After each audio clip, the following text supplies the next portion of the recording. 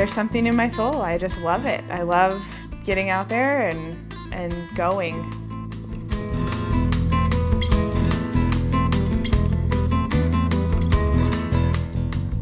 It certainly won't be an easy trail.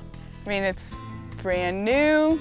There's long, waterless stretches, and I'm hiking it in a time of year where I could have snow one day and 100-and-something degree temperatures the next.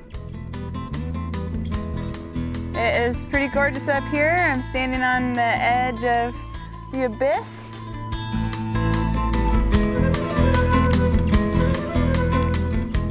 Over the past 3 years, we've created the Oregon Desert Trail by linking existing trails, four-wheel drive roads, cross-country travel.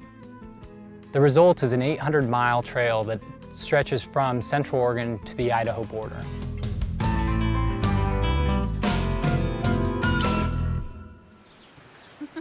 Sage Clegg will hike and bike the trail over the next 5 to 8 weeks, and Sage has a hiking resume that rivals anyone out there. And as a wildlife biologist, she has amazing skills and knowledge that are a huge asset to the project. I think long-distance trails are incredibly important because they provide an outlet for people to go out and experience a wild place. And the people need to know about that place so that that place can stay protected and stay as it is.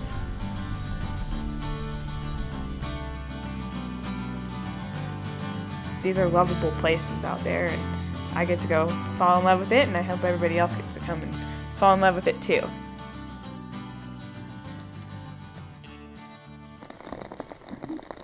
Yep, it's cold. I'm cold. I'm ready to go sit in the hot spring. What do you think, Adam Drummer? Ooh! Looks like we get to eat some tasty wild onions with our dinner tonight too, so that'll be good.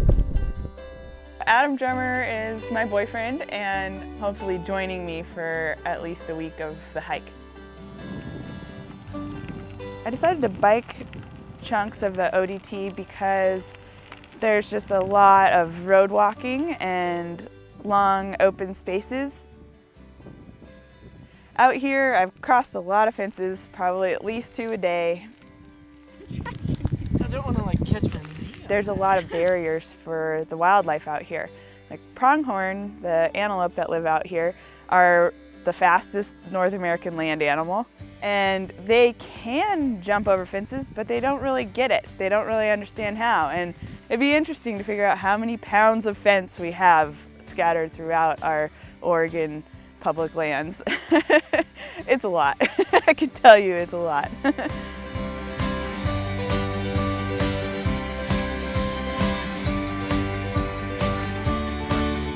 So I'm heading up into Hart Mountain.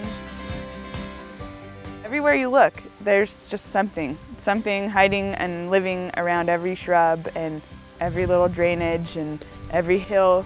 Things are using this place constantly. Volunteers have pulled fences from Hart Mountain Refuge, allowing pronghorn antelope and other wildlife to roam freely across the refuge. The refuge is also one of the last strongholds for greater sage grouse in the West, a species that's currently threatened with extinction. A lot of pronghorn, pictographs, hot springs. I couldn't really ask for more. It was great.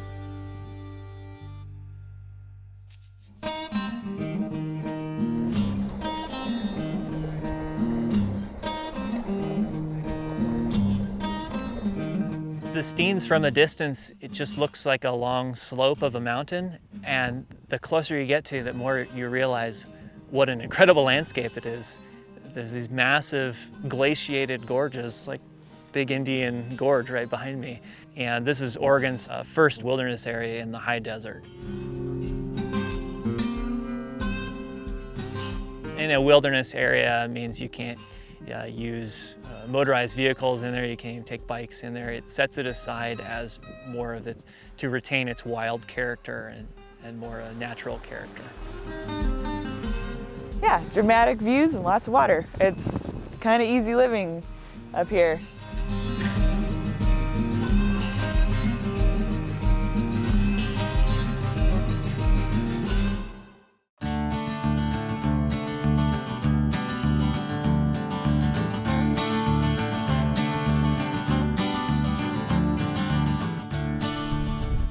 Welcome to Owyhee Canyon.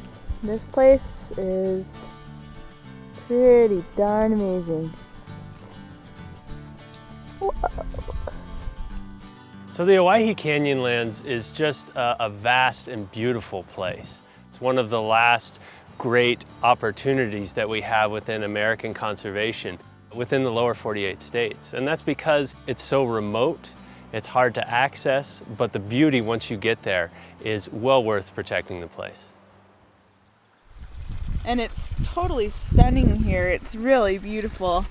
There's just these big orange rock formations. I almost feel like I'm in Zion. There's some big fish.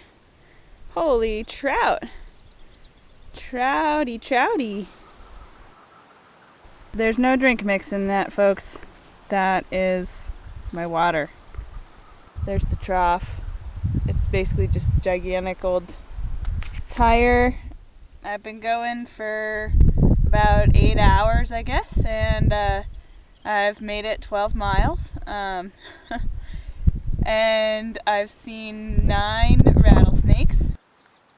This is really hard. It's definitely the hardest thing I've done on this trip so far, and I really wish I wasn't alone right now.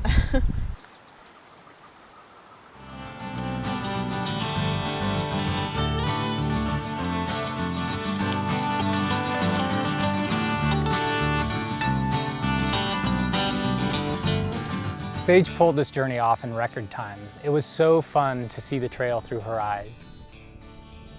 The Owyhee was definitely my most challenging section of the trail, and it was really nice to have saved it for last.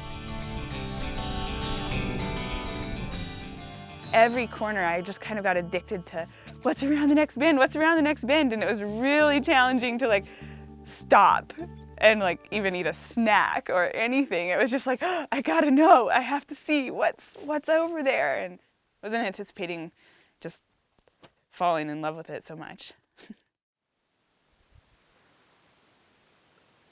There's definitely some places out here that it's just kind of, I have to pinch myself and remind myself, like, this isn't wilderness yet. This doesn't have that protection or designation that I usually associate with wilderness areas. We need more advocates for Oregon's high desert. We need more people who will stand up and speak out on its behalf. I spent 4 days in wilderness areas this summer, and that's it. But I spent 37 days in very wild places. We want people to use the Oregon Desert Trail and discover the wonder of Oregon's high desert. By getting to know Oregon's high desert, people will work to protect it.